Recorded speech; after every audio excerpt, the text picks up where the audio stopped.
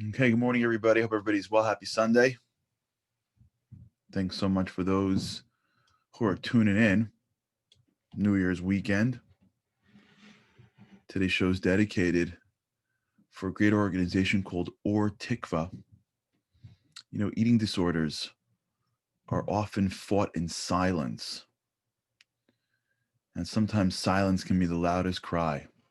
And there are people that are suffering from eating disorders right now, and there's a great organization called Or Tikva. It's a place where they're there for them. It's a free platform for women and girls. No matter where you are in the battle, they want to support you. And they understand how overbearing the pain is. Let's fight the fight together. Go to ortikva.com, OHRTIKVAH, hope.com, ortikvahope.com. We finished last week on this concept of gratitude. I've been getting emails that have really done so much for me. Email I got from Jill, fourth day in a row doing this. She reached out to her teacher when she was in junior high school and had a 20-minute conversation. Hello. It's unbelievable. And now she's creating this thing called the ripple effect, where other people are doing it as well. The ripple effect. Jill, you make it worth it. For those who are still doing this stuff, for those that are doing it for the first time, this concept of expressions of gratitude does so much for how we see the world. It brings us a certain level of balance to start our day. And really what it does, beyond just filling up the pool, if you will, with sweet water, right? You're going after your day. You have to be filled up to fight. There's challenges in this world. There are things that you're going to have to deal with that are not pleasant. There are things that throw even small little curveballs at you. Today, even going to the show without getting into any details. I can't forget about it. Just things just got in the way. And I was like, I gotta get to the show. Little things that I didn't expect were going to be in my way. I had to get fixed and done and worked out. Who knows what today's going to bring? And when you have the strength that you put into yourself through gratitude, when you allow yourself to create channels of joy that don't require things to work out for you, that's a tremendous gift you've given yourself. If things have to work out for you to feel joy, you're really putting yourself at risk. When you build your own channels that you can turn the faucets on whenever you want, that flow joy into your soul, you've totally changed the game. It's like when Israel developed drip irrigation, and now the desert can bloom. That's one of the great inventions. That at first you needed places that had natural rainfall, but once you can develop drip irrigation, now you can control the blossoming of things. It's a whole nother level. When you can create your own drip irrigation system that allows you to water yourself, you now change the strength and the health that you bring to your day. Gratitude blows people up in the most positive ways, but don't forget that gratitude is the greatest gift you can give yourself. The greatest thing you can give your children, if they're still in your home and still impressionable, is teaching them how to do gratitude. Remember one time I was taking a walk with one of the best principals that I've ever seen, a rabbi named Rabbi Yisrael Kamenetsky. He runs an incredible high school in the neighborhood that I live, one of the most impactful high schools I've ever seen. He himself is an incredible individual. And he was telling me about this thing that he brought into his home. This is 10 years ago. where on Friday night at the Shabbat meal, he would go around with his family and each would say something they were grateful for during the week. It took a little bit for the family to adopt it, but they did. And he was explaining to me that he heard research, which I believe came from great leader. He's beyond a psychologist. He's a thought leader named Dr. David Pelkovitz. I believe it came from him, who spoke about how the greatest gift you can give your children is that of gratitude. If you teach them how to be grateful, if you condition them to how to express gratitude, it's really a gift that they're going to use forever. And it's true. It's for themselves. Understand something, that when you go out and express gratitude to somebody else, what you're doing without realizing is you are modeling behavior.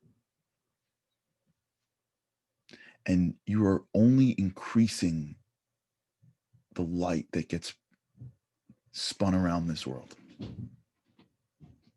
And so what gratitude really does when it's done properly is not only humble ourselves to say that I can't say that it's coming to me. So at the base level, I can't wake up in the morning and expect things. That's why I'm grateful for them. Not only does it humble you before the people around you, before your creator, as you increase your levels of gratitude from recognition, thought, to expression, to ultimately expression to somebody else, you're not only acknowledging it in yourself, you're building it in other people. And now you're creating a world around you that is stronger and healthier. And remember, and I want to make sure we're moving on to the next point, but I just don't want to lose these points along the way. And of course, if you're with me, you'll know we'll circle back. We're not going to leave gratitude. You can never leave gratitude. Remember that a lot of times when you deal with people and their issues, you're dealing with insecurities. You're dealing with normal, wonderful, healthy human beings that over the course of their growth have developed bad habits, bad thoughts. And so what's going on really is just the interplay of some bad habits and thoughts, right? When you see a relationship between two relatives and they're always just fighting and bickering, except if there's, God forbid, a crisis in the family, then everybody loves each other. You know what I'm talking about? They're usually both normal, healthy people. They're just have developed bad thoughts. He doesn't love me. She doesn't love me. She's judging me. Thinks she's better, right? Like whatever. And then through the prism of those thoughts, there's a relationship that gets created that is negative. Now, this relationship could suck up months of someone's life. 10 minutes here, 20 minutes here, a holiday here, a party here, whatever. I have a friend whose families, whatever, they don't speak to each other. For what? And when you get underneath it, it's nothing. They did some business together, whatever. Just bad thoughts. He doesn't like me. He doesn't respect me. She said this. Mom likes this person more. She was on your side. Stuff like this. Forget the stuff like it's going to ruin the family. Forget the real stuff. Destruction of the joy of their parents when kids fight. I told you the story of the guy who's wealthy,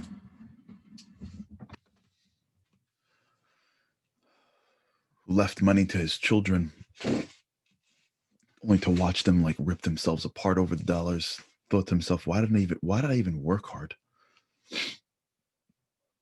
told you that story?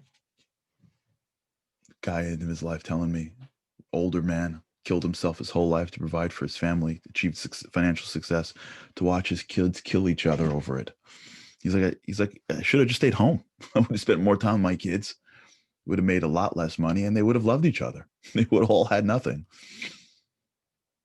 So forget like the pain that it causes the parents, whether those parents are alive or they've deceased. The wasted time. The wasted time. Why does it happen for? It's because the negativity. You don't realize that when you go vulnerable on this and you express the gratitude that you know and both the effort and the person to the people that are maybe even at odds with you, what you're doing is you're increasing health into the relationship. It's like you're like putting a shot of vitamin D, and it's building that person up. When you build somebody else up, they interact with you in a much more empowered way. So I want you to understand that this concept of walking around and doing acts of kindness for each other, forget the physical acts, I'm even talking about the verbal acts of kindness for each other, is the most powerful strategy that you have for living a great life. Because no matter who you're interacting with, life is basically relationships. And when you are able to express the gratitude and the empowerment for your family, for your customers, for your employers, for the things and people around you, and you just keep at it every single day, at some point, the people around you really, really, really like you. And even if it's subconscious, even if they fight you, you're empowering them. When you empower somebody, there's no greater gift that you can give somebody than empowering. Remember that. There's no greater gift you can give somebody than to enable them to bring out their own power, because they are a soul too, and they don't need anything but that. They don't need money. If they need money, give them money, but they don't need money. What they need is to tap into their power, and they'll make, do, act, connect. There's no greater gift you can give another human being than giving them the ability to access the power that is already within them. That's it. Because if they can do it on their own, you win, and the world wins.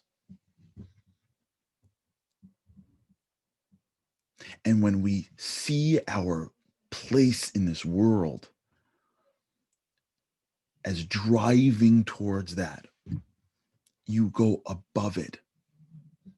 I want to sort of get this. This is so big. I was learning this recently. There's a great Jewish book. It's called the Tomer Devorah. It was written by one of the greatest Kabbalists in Jewish history, Rabbi Moshe Cordovera. And in that book, he speaks to God's traits of compassion. And the first trait of compassion that God has is the ability to sustain the sinner. And what do I mean? Imagine as if somebody's cursing God, let's say. Let's make it like serious. Let's take an atheist. Not an atheist like he doesn't know better. Curses God. There is no God, right? I'm not saying someone who has questions. That's called being a human being. God's complicated, and it's hard to connect to something you can't sense. If someone has questions, that's called being a grower. Somehow that got all mixed up. Somehow kids that have questions are now like considered like something wrong with them. Nothing wrong with you. If you have sincere questions, welcome to being a Jew or a human. You can have questions. Just search for answers. Imagine an atheist that turns to God and knows for sure there's no God, so to speak. While he's saying these things, he's being sustained by God. God can pull back his energy and he would disintegrate. Right? The hands that are writing the letters that are anti-God, that are typing the stuff that's anti-God, it's all being sustained by godliness. Why is God doing that for? Why isn't God saying, really? Oh, I don't exist? Fine. Delete. Like, why is he doing that? And the answer is that God's compassion flows to even those that insult him. Because God understands that the greatest thing he can give us is empowerment. And he has patience that if he empowers and he empowers and he empowers and he flows and he flows and he flows, at some point, most people, whether they say it or not, whether it's in their teenage years or just a second before they die, you start to realize there's something more in life than them. This concept enables a person to emulate the creator, to emulate something bigger than what's going on in the ground. What we're talking about expressing gratitude, about empowering people, about waking up in the morning and making it a daily practice to find somebody in our lives and compliment them, to find someone in our lives and make them feel good, to turn our minds into mechanisms to empower other people, to see greatness in people. This is not like be a good person. This is emulate the creator of the universe. This isn't like cute, nice, pat you on the head stuff. This is the actual reason why we're in this earth stuff. You know, like when you go to school and they say you like, extracurricular. You ever like go to like a school where like it's like math and science are like important, and like drama or being a nice person, right? Like, you know what I'm talking about? Like, remember when I went to high school, and I loved my high school. I shouldn't knock it. I love it. Like I remember I went to high school, like I did like 40 things in the school. I was in the government. I was on mock trial. I was on moot court. I was like running this drive. I played and like, but I couldn't do math or science. You know what I'm saying? Like I couldn't sit long enough. Some parent teacher conference. They're like, we know Charlie does that other stuff. Like it's cute, but like, you know what I'm talking about? Then you wake up and you go out in the real world and you're like, wait a second, this stuff really matters. Being a good person, getting involved in things, starting stuff. And math and science is important as well, especially if you're a scientist or a doctor or anything else. Everything's connected to math. And we think that like being grateful is like the stuff we do around work. You know, like work's important. And the gratitude, kindness is like it fits around that. We don't realize that this is the core. This type of thinking is the core. The ability to put on our mind frame, in our minds, the glasses of how can I empower people? Where I want to take you one step further today is even those people that don't appreciate it. That's the God level. It's one thing to pick up the phone and call someone and know that when you're done, they're going to be blown away and do that. It's another thing to flow kindness to those that don't fully appreciate it. To flow kindness to those that when they see it and hear it, you know they're not going to respond in the way you want.